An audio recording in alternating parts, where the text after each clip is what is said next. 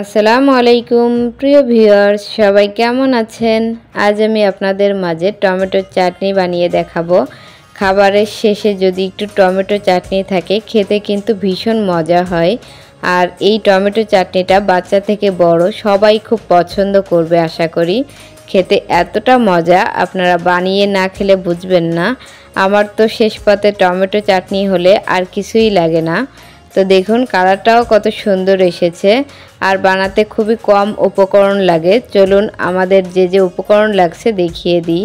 আমি এখানে টমেটো নিয়ে নিয়েছি আধা কেজি, আর নিয়ে নিয়েছি 3টা মিডিয়াম সাইজের পেঁয়াজ কুচি, ছোট একটা রসুন কুচি, 7-8টি কাঁচামরিচ ফালি। চলে যাব মূল রেসিপিতে। চুলায় একটা প্যান গরম করে নিয়েছি। এখন দিয়ে দিব 3 টেবিল চামচ সয়াবিন তেল। তেলটা গরম হয়ে এলে এর মধ্যে অ্যাড করব 1 চা চামচ আস্ত জিরা, আর দিয়ে দিব 3টা মিডিয়াম সাইজের পেঁয়াজ কুচি ও ছোট একটা রসুন কুচি দিয়ে নেড়ে মিশিয়ে নিব। অপেক্ষা করব পেঁয়াজের কালারটা চেঞ্জ হয়ে আসা পর্যন্ত। পেঁয়াজের কালারটা যখন এরকম চেঞ্জ হয়ে আসবে এ পর্যায়ে কেটে রাখা টমেটোটা অ্যাড করে দিব। টমেটোগুলোকে এরকম পিস করে কেটে নিয়েছি, আর অবশ্যই কেটে নেওয়ার আগে ধুয়ে নিতে হবে। সেই সাথে 3-4টি কাঁচামরিচ দিয়ে দিলাম, মরিচটা আপনাদের টেস্ট অনুযায়ী দিবেন। আর দিয়ে দিব 1 টেবিল চামচ লবণ, লবণটা অবশ্যই স্বাদ অনুযায়ী দিবেন। হাফ চা চামচ হলুদের গুঁড়া দিয়ে দিলাম, নেড়ে মিশিয়ে নিব। টমেটোর চাটনি বানাতে আমাদের জাস্ট এতটুকুই উপকরণ লাগবে। রান্না করতেও বেশি সময় লাগে না, 10 থেকে 15 মিনিট সময়ের মধ্যেই আপনারা চাটনিটা রেডি করে ফেলতে পারবেন। এখন একটা ঢাকনা দিয়ে ঢেকে অপেক্ষা করব টমেটোটা সফট হয়ে আসা পর্যন্ত। ফিরে এলাম 3 মিনিট পর। দেখুন টমেটো থেকে বেশ অনেকটাই পানি ছেড়ে দিয়েছে। এখনও টমেটোর সম্পূর্ণ পানি ছাড়ে নাই, আরও অনেকটাই পানি ছেড়ে দিবে। নেড়ে মিশিয়ে নিয়েছি।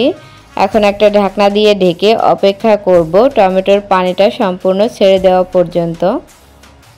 ফিরে এলাম টমেটোর পানি ছেড়ে দেওয়ার পর। দেখুন কতটা পানি ছেড়ে দিয়েছে। নেড়ে মিশিয়ে নিব।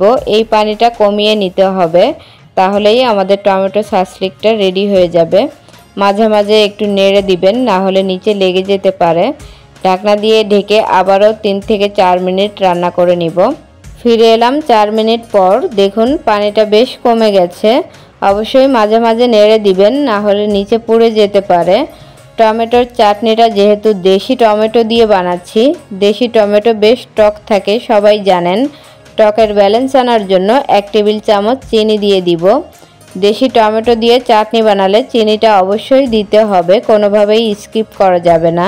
একান্তই কেউ যদি চিনি পছন্দ না করেন তবে স্কিপ করতে পারেন, সেক্ষেত্রে টেস্টের দিক থেকে অনেকটাই কম্প্রোমাইজ করতে হবে। চিনি দিলে টেস্টটা খুবই ভালো আসে।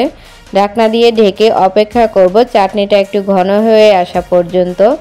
দেখুন চাটনিটা বেশ ঘন হয়ে গেছে। আমি এরকম ঘনত্ব রেখেছি, আপনারা আপনাদের পছন্দ মতো চাটনিতে ঘনত্ব রাখতে পারেন। এ পর্যায়ে লবণটা চেক করে নিয়ে কম থাকলে অ্যাড করে দিতে পারেন। চাটনিটা রান্না করা হয়ে গেছে। কালারটা কত সুন্দর এসেছে, আর খেতেও জাস্ট অসাধারণ।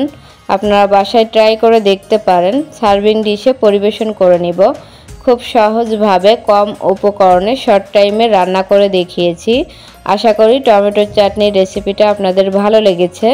ভালো লাগলে আমাদের চ্যানেলটাকে সাবস্ক্রাইব করে রাখবেন, তাহলে আমি যখনই নতুন নতুন ভিডিও ছাড়ব সবার আগে আপনাদের কাছে নোটিফিকেশন পৌঁছে যাবে। যারা অলরেডি সাবস্ক্রাইব করেছেন তাদেরকে জানাই অসংখ্য ধন্যবাদ। দেখুন কাছ থেকে দেখিয়ে দিচ্ছি কালারটা কত সুন্দর এসেছে। আমার বাসায় বাচ্চা থেকে বড় সবাই টমেটো চাটনিটা খুব পছন্দ করে।